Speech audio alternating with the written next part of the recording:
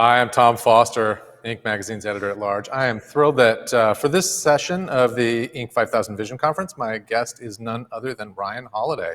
We're going to start with some questions from me and answers from Ryan. We're going to go after a little while into some questions from the audience.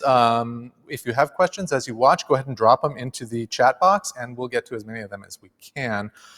First, a little background. Ryan Holiday is a best-selling author, speaker, marketing guru, and maybe most famously, reviver of the ancient philosophy of Stoicism.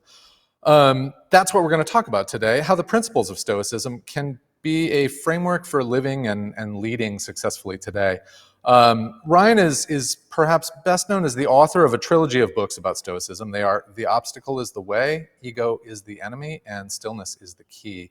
He's written several other books, Trust Me, I'm Lying, Conspiracy, a website, a newsletter called The Daily Stoic, and his most recent book, as of, I believe, just a couple of weeks ago, is called The Lives of the Stoics, The Art of Living from Zeno to Marcus Aurelius. Ryan's work has been translated into over 30 languages. He's appeared everywhere from the New York Times to Fast Company to Inc., of course. And his clients for his consultancy range from Google to best-selling authors such as Tim Ferriss, Tony Robbins, NFL teams, elite military units. The guy's done a lot. So I could go on, I suppose. Let's stop there. Ryan, I just want to welcome you to the Inc. 5000 Vision Conference. Thanks for being here. Yeah, of course. Thanks for having me. Yeah, you bet. So the Vision Conference is meant to help the entrepreneurial community share ideas and really sort of see what's possible as we move through this difficult year and sort of into a future where uncertainty seems to be kind of one of the most certain things that we all face. I want to get into this as we go through the conversation today, but I have a feeling that if we sort of set the table with that, we're going to find that Stoicism is a really useful tool for dealing with the sort of adversity that comes up in these kinds of conditions. First, I guess, let's start at the very beginning. Can you talk a little bit about who the Stoics were and what did they believe? So the Stoics are a school that originates in ancient Greece. It makes its way to Rome. I was thinking as you were saying this, the idea of uncertainty, difficulty. You know, Stoicism is founded by a guy named Zeno who suffers a shipwreck. He loses everything in a shipwreck. And so that's the sort of the first Stoic. The last sort of true Stoic we sort of define as Marcus Aurelius, who lives during the Antonine Plague. So we have this idea, I think, that there's a normal in life, and then it's sort of punctuated with these difficulties. But the reality of history, I think, and anyone who studies it sees it, is that actually these sort of abnormal, difficult times, whether we're talking about a pandemic or a war or political dissension or any number of these sort of crises that we're kind of in the middle of right now, are actually far more the rule than the exception. And so I think what you see when you look at the 500 odd years of Stoics is people struggling with the exact same things we're struggling with now, trying to make sense of them, trying to persevere through them, trying to thrive in spite of them. So I would like to leave people with the idea that philosophy is not this abstraction, but is in fact sort of trying to rise to challenges, whatever they may be. That makes sense. So I want to get into sort of the core principles or virtues of Stoicism. But first, why don't we go with what we're talking about right here, which is, I think, sort of one of those core virtues, seeing obstacles as opportunities, right? And really, Sure. the book I mentioned, The Obstacle is the Way, that's really what that's about, right? And for this audience that we're talking with today, an audience of entrepreneurs, of leaders of fast-growing companies, they know better than a lot of people, obstacles are in their way sort of at every turn. Sure. Can you talk a little bit about what you've seen in your work with different kinds of clients, how that notion of the obstacle being sort of an opportunity presents itself in entrepreneurship? I think the fundamental conceit of Stoicism is that while we don't control what happens to us, we control how we respond to what happens to us. So this idea that there's a whole bunch of things that are outside of our control, but our responses, our opinions, our beliefs, our actions, this is up to us. So the decision then to focus on what we're going to do about a situation rather than who's to blame, how undesirable it is, how frustrating it is, how painful it is, any number of these things, and instead focus on what am I going to do about it, right? And I think when you look at great organizations, there's a line from Andy Grove, one of the founders of Intel, where he says, bad companies are destroyed by crisis, good companies survive them, great companies are improved by them. I've been fascinated. Obviously, we just saw the Lakers win a championship, the LeBron James take his 4th title. I was actually much more interested in the Heat. I think the Heat went into the NBA bubble. Obviously, their season gets disrupted like everyone else. It's this weird, unusual environment, an obstacle in every single way. But it's interesting to think that the Heat go into that, I think, 5th in the East, certainly not at all even leading their division. And somehow they end up with a trip to the finals out of it. There were teams that went into this weird bubble season in the NBA that were worse off than when the season was canceled.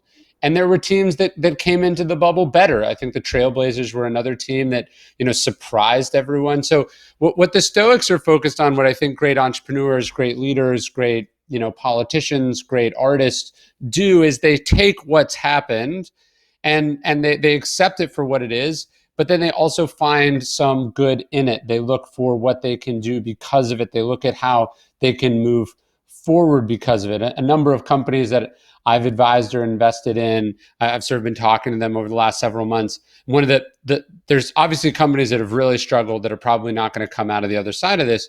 But then there's other companies who I've talked to, and they've sort of talked about how their 5 or 7 year plan has been accelerated, right? They said, hey, look, we were working on making a transition to e-commerce, let's say, or we were working on doing more virtual events, right? And then, these events happen, and then they're able to say, oh, okay, what we need to do is move the timeline on stuff up. We're going to need to pull off something that we thought was going to take 2 years in 2 months. And obviously that was difficult and costly and not what they would have wanted.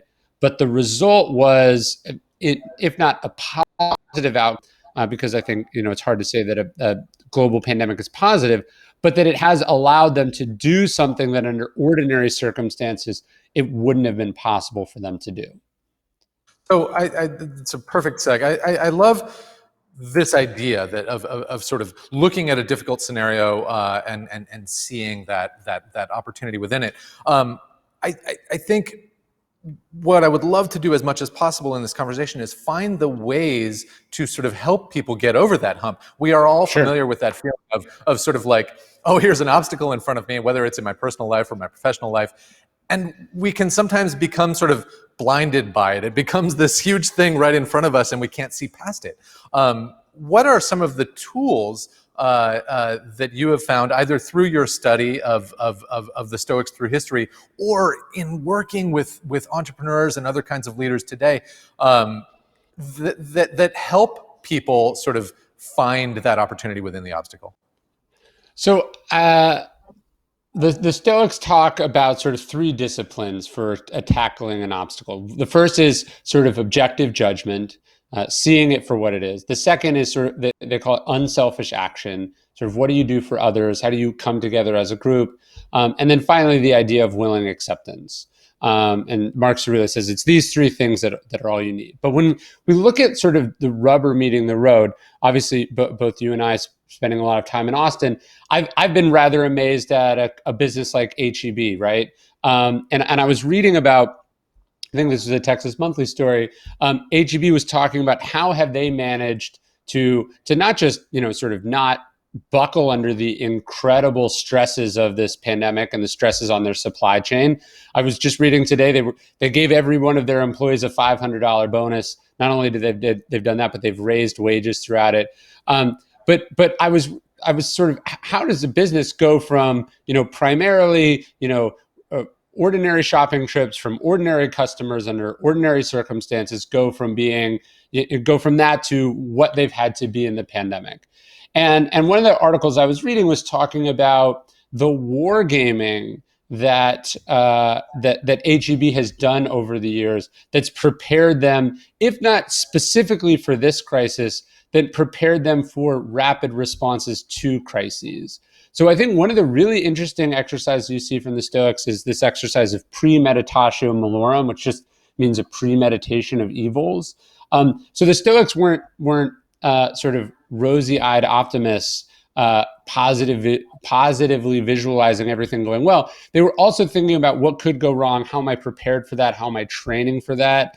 So I think one of the reasons I think people struggle in the face of obstacles is that it almost never seems to have occurred to them that things weren't going to go the way that they planned, that the universe didn't have their back, that Murphy's Law is quite real and certainly not your friend.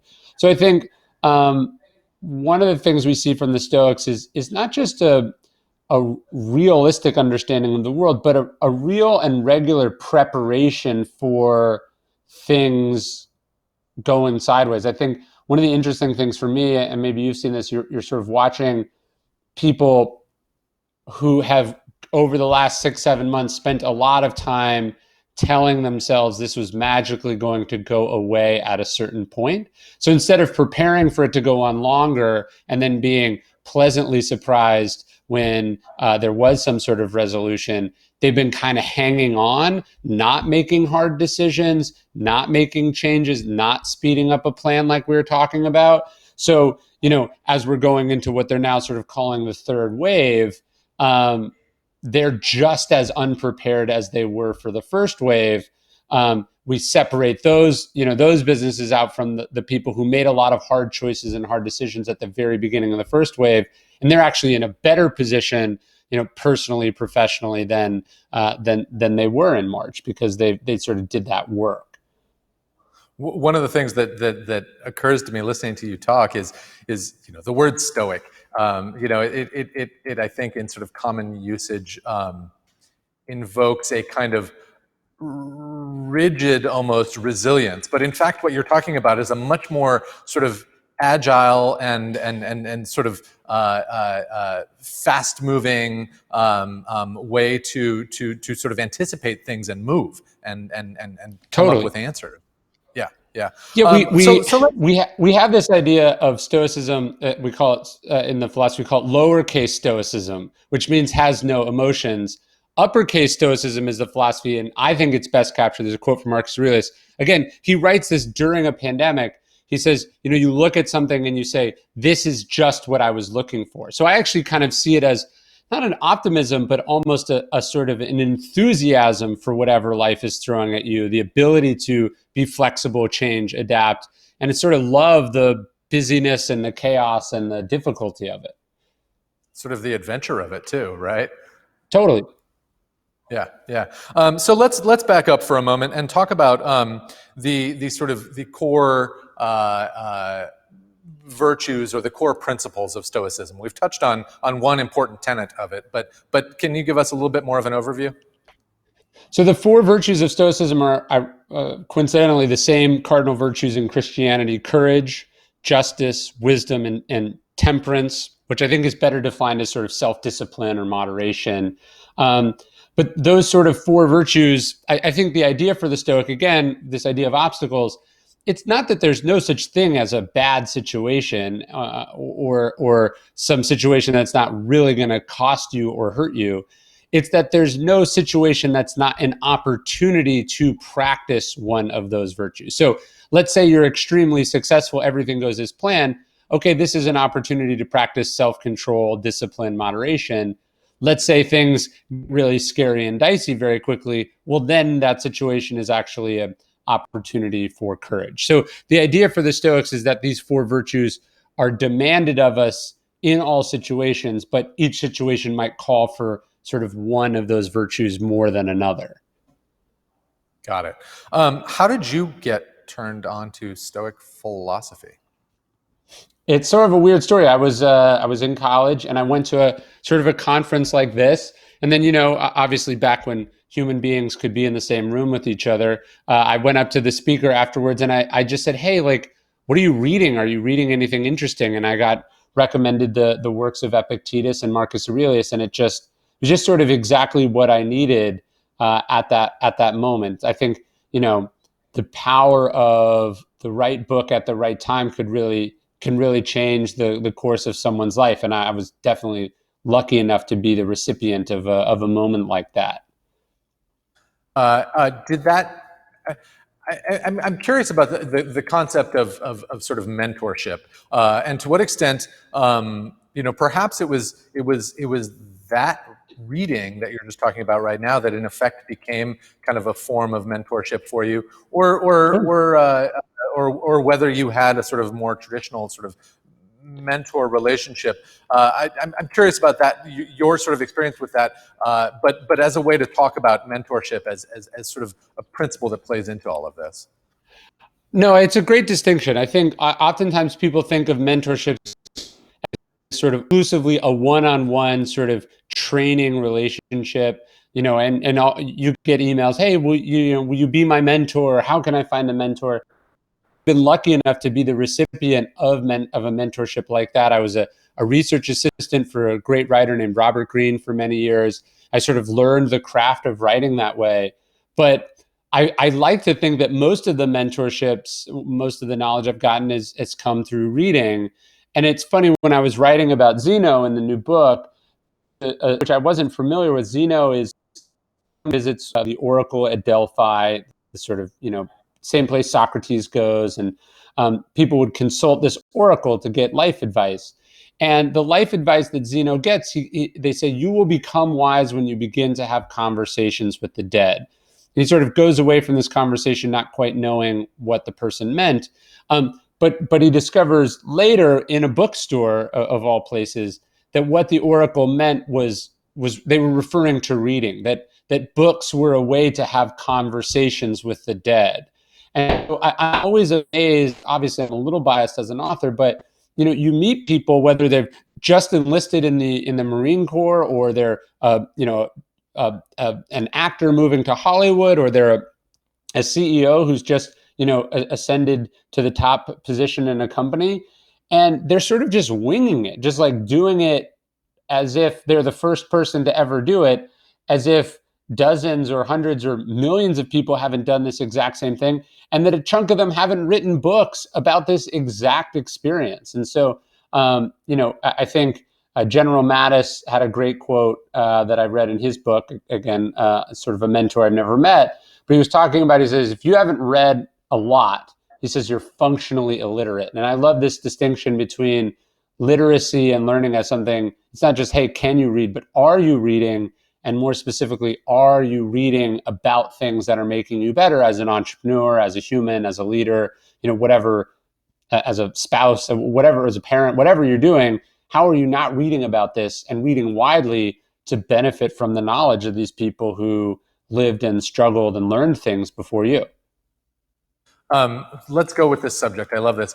Anybody who follows you knows that you have kind of an insane wall of books, and that you kind of live what you're talking about right now. And I believe you have a newsletter that you send out, is it weekly or monthly, Yeah. where you talk about what you're reading. What are you reading right now? Talk to us a little bit about that.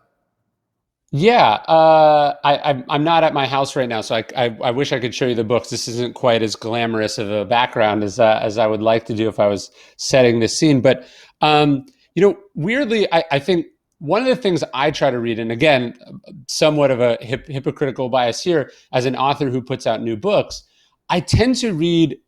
I'm very biased in reading old things, right? So one of the best books that I read at the beginning of this pandemic was John M. Barry's book, The Great Influenza, which is a 10 or 15-year-old book about a pandemic from 100 years ago. And I've found myself talking to lots of people about this book whose sort of understanding of events, who are making decisions based on a lot of breaking news, a lot of brand new information, when if they had a better understanding of the history and the context, they could have a more philosophical view. So I tend to read older things. I tend to read a lot of biographies. I tend to read a lot of history, because I find that like I'm reading Parting the Waters, a biography of the first, I guess it's basically up until the beginning of the civil rights movement. So it's the beginning of Martin Luther King's life. It's a whole series.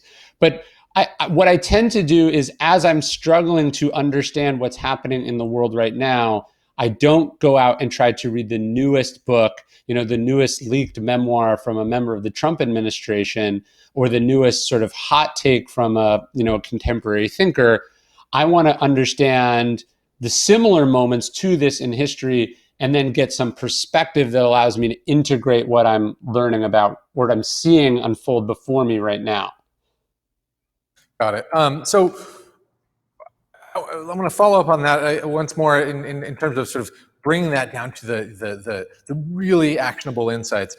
How do you, as somebody who is such an avid reader, how do you turn that into not just reading those books, but absorbing them? How do you turn that? What are the actual? Is it journaling? Is it a process of yellow sticky notes? What do you do that allows you to find the things that you can really apply to your life and make sure that you turn that learning into sort of that reading into like lifelong learning?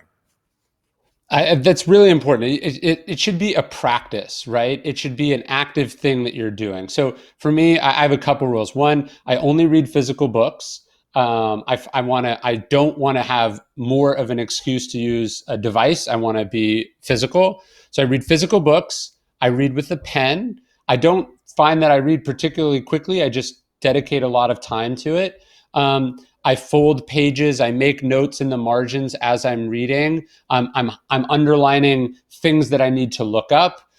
Other books that I might read after. I'm writing notes to myself. And then what I do is, after I finish a book, I usually let it sit, for a week or two. I want the sort of the information to, settle a bit. And then I go back through that book and I transfer everything that I've gotten out of it onto note cards. I again, physical for me, but I certainly wouldn't fault anyone else for having a different practice. But what I so I'm writing these cards down. Then these note cards are what ultimately influence my writing, my decisions, my feelings about things. I have what I sort of call a commonplace book, which is a sort of an ancient practice of writing down quotes and ideas. But the point being, by the time I'm reviewing these note cards because I'm working on a project, or I'm trying to understand something, or writing something, I've now interacted with this material several times. I find that people go, "Oh, I listened to an audiobook about that a couple years ago," and I think they have this sort of only a very vague recollection of what they read. That the recall is not there.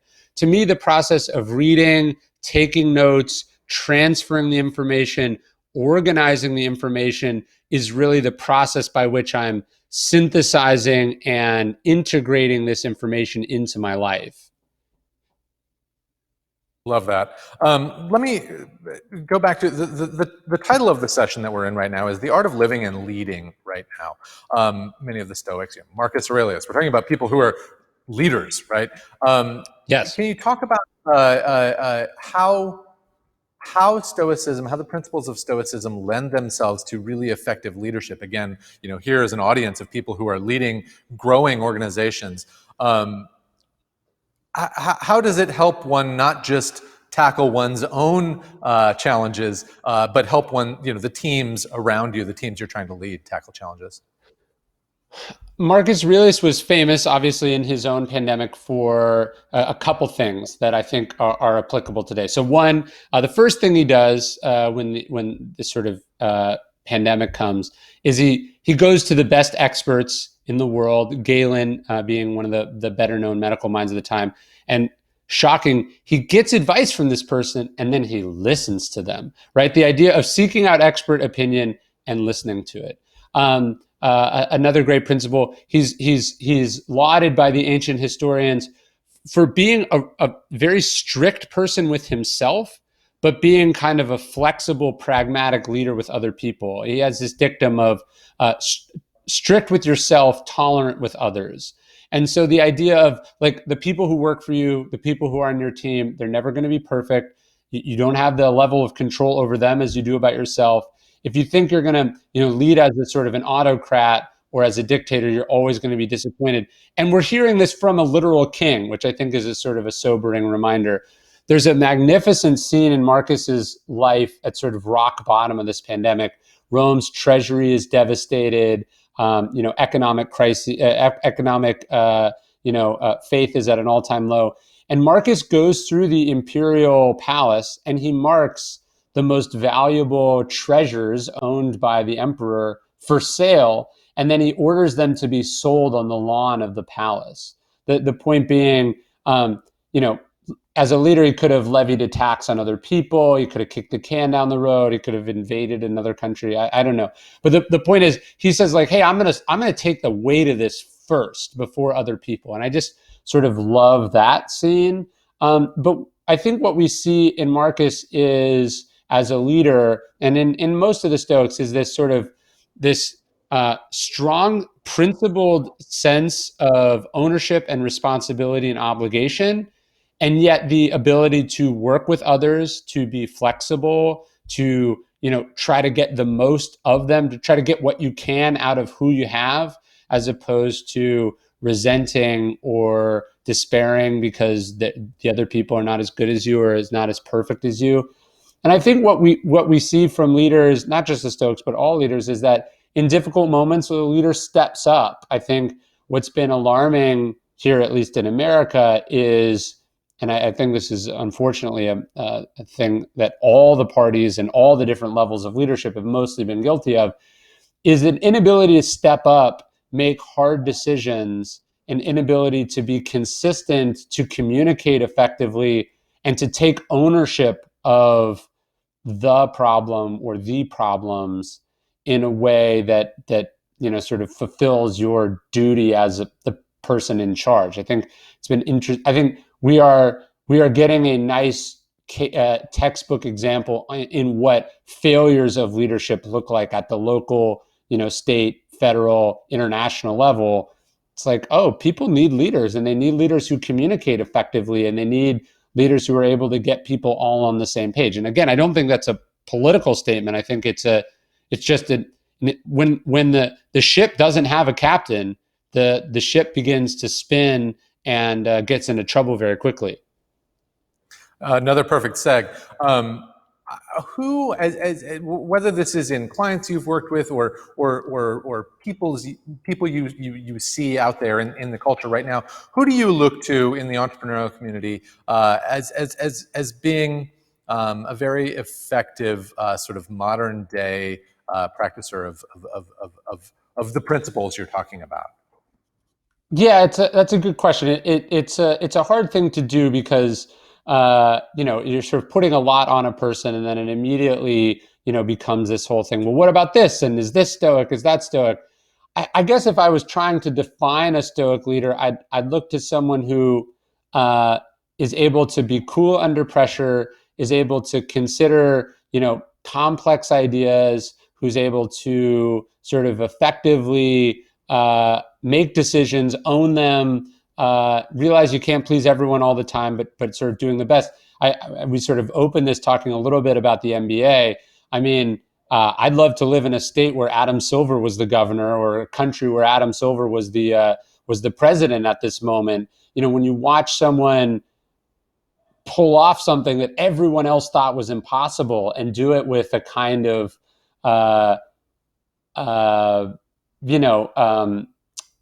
just sort of grace. It's almost, you realize that what an art leadership actually is, and how rare examples of that actually are. I want to seg to some viewer questions in just a minute. We're getting some really good ones, and to folks watching, go ahead and keep dropping your questions in. I'm going to start asking them in just a second. Ryan, I want to ask you one other thing. You mentioned something just a second ago. I asked you about sort of modern day Stoics.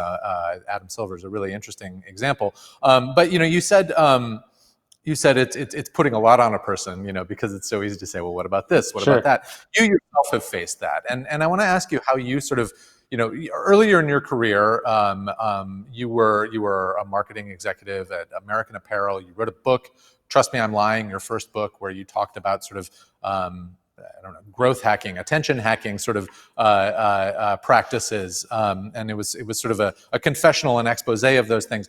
And you have at multiple times faced questions about like, okay, well, how do you square that with sort of the virtues of Stoicism? And I'm curious, sort of how you yourself have applied the principles of Stoicism in sort of addressing that conflict or that apparent conflict that people try to bring up. No, I think that tension. I think that tension sort of exists for everybody, right? It's like none of us are these sort of perfect, virtuous beings. No, of course not. And I think that tension is there, and it's certainly worth exploring, because we are humans and we are flawed. I mean, an easy way to sort of dodge it would be like, Seneca is Nero's primary tutor and advisor. So anyone on that, on the other side of that is probably safe as far as Stoicism goes.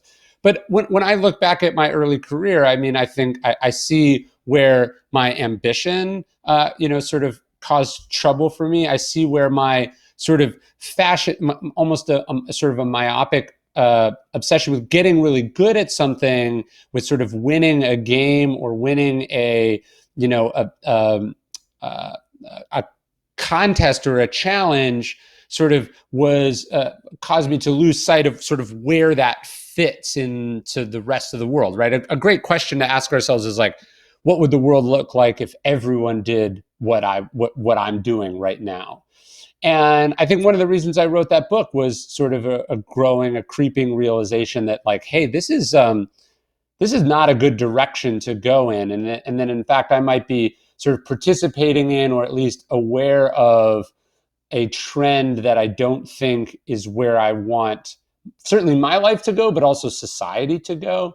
So I wrote that book as you said, sort of as an expose, but also a bit of a tell-all and a bit of a deliberate controversy maker. It'd be easier if I turned out to have been totally wrong in that book, to be like, oh, this was just me in my 20s and I regret it all.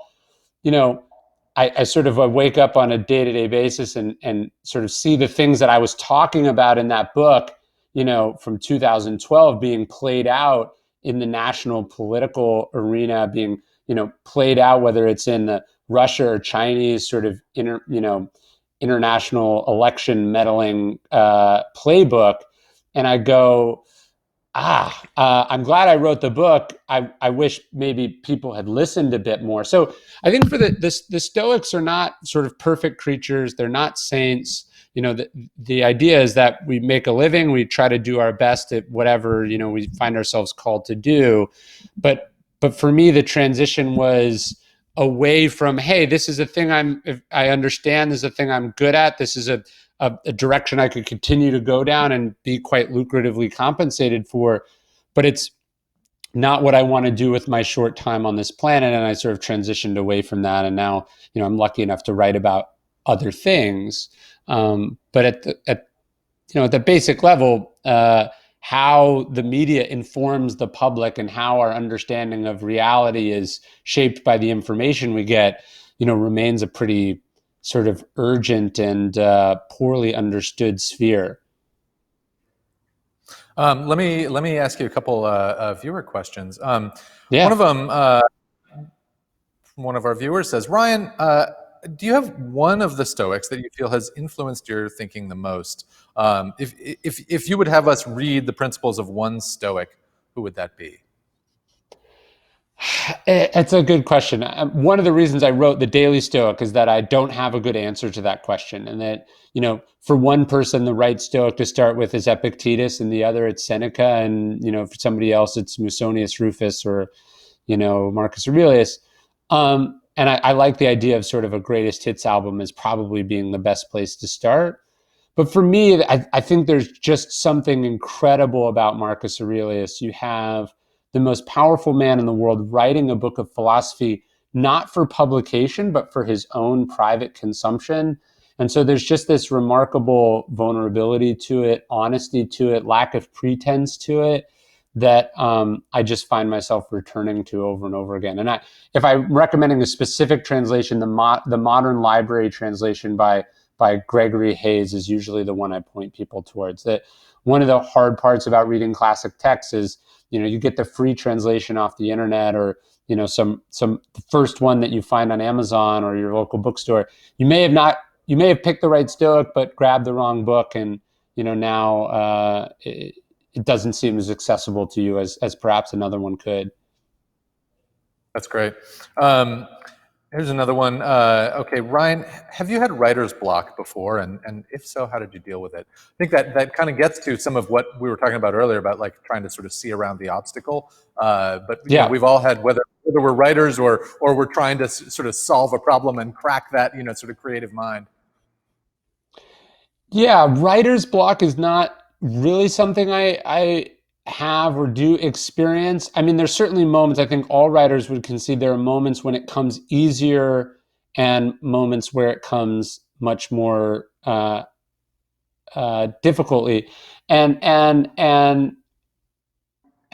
I think when I think about what separates when it comes easily and when it doesn't, what usually is the differentiator there is the material. So when I've done the research, when I've done the work, when I really have something to say, the writing is there. It's not always easy, but it's there.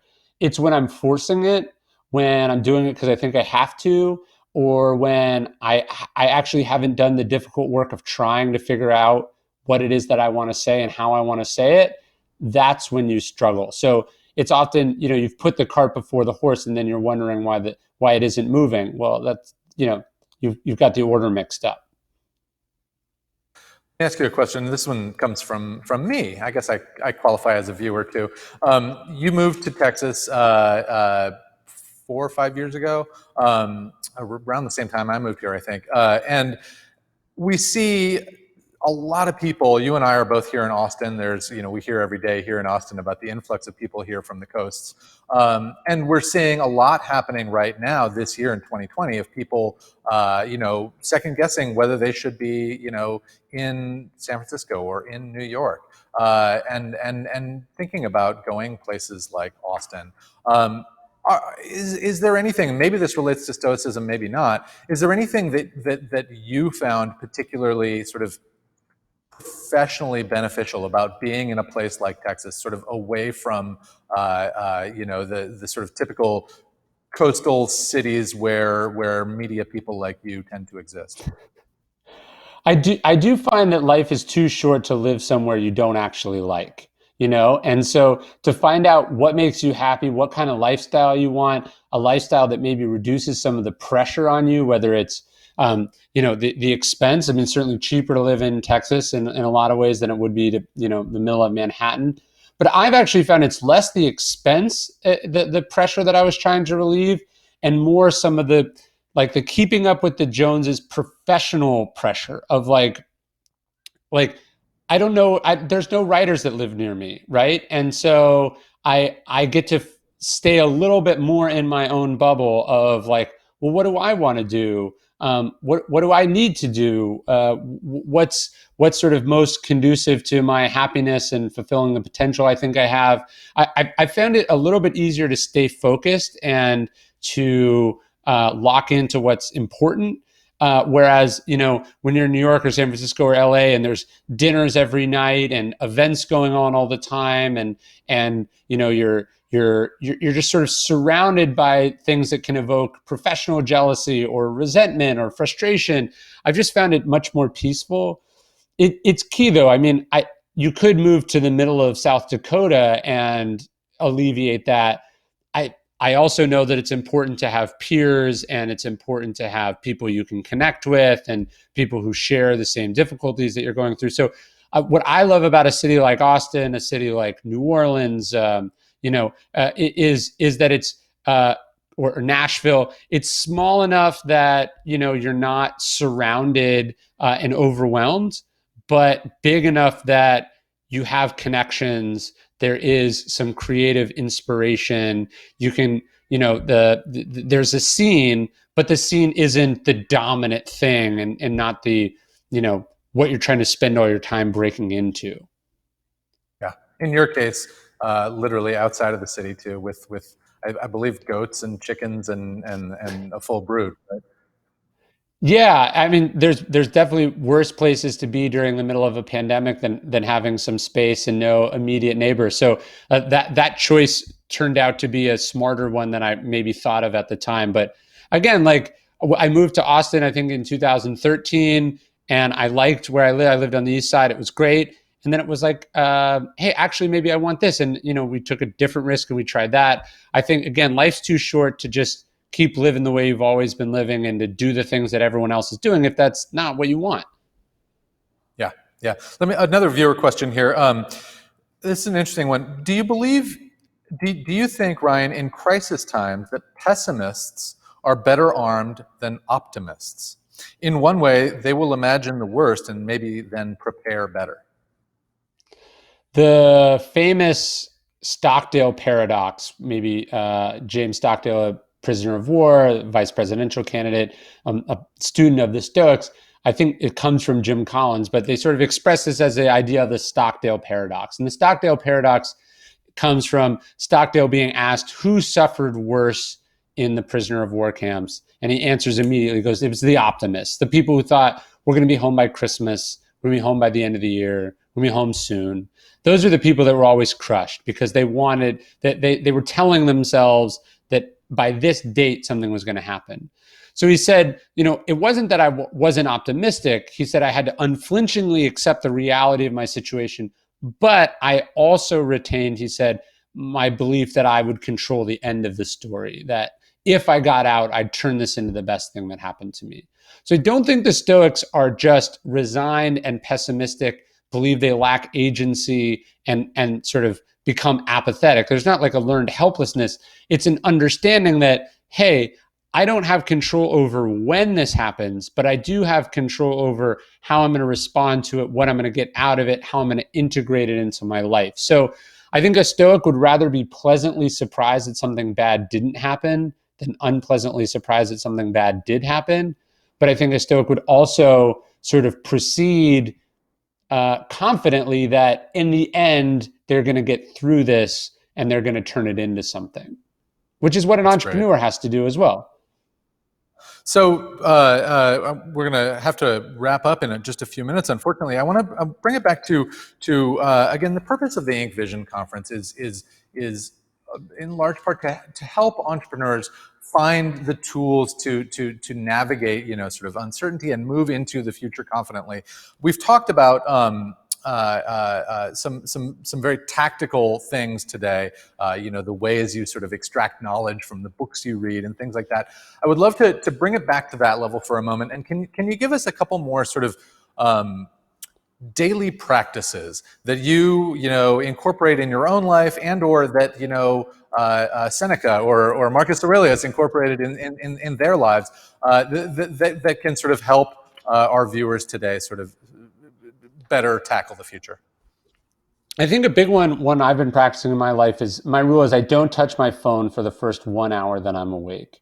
What I don't want to do is start the day reactively. I don't want to start the day, an item on somebody else's to-do list. I want to start the day from a place of intention.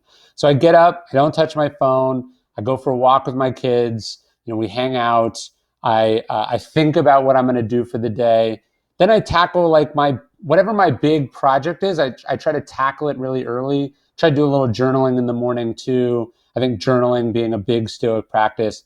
But the idea being like, if I could just leave with one thing, it'd be like, I think really owning and controlling the morning and not being at the mercy of bad habits, bad systems, being reactive to whatever is happening outside you. Like, look, the CEO of a business or the founder of a company should be thinking long term, should be thinking about where they're taking this thing. And if they're waking up and from the moment they wake up to the moment they go to bed, they're in reactive, putting out fire mode, responding, reactive mode, they're going to be taking their eye off the ball. And so I really try to start my day from a place of sort of stillness and quiet and control.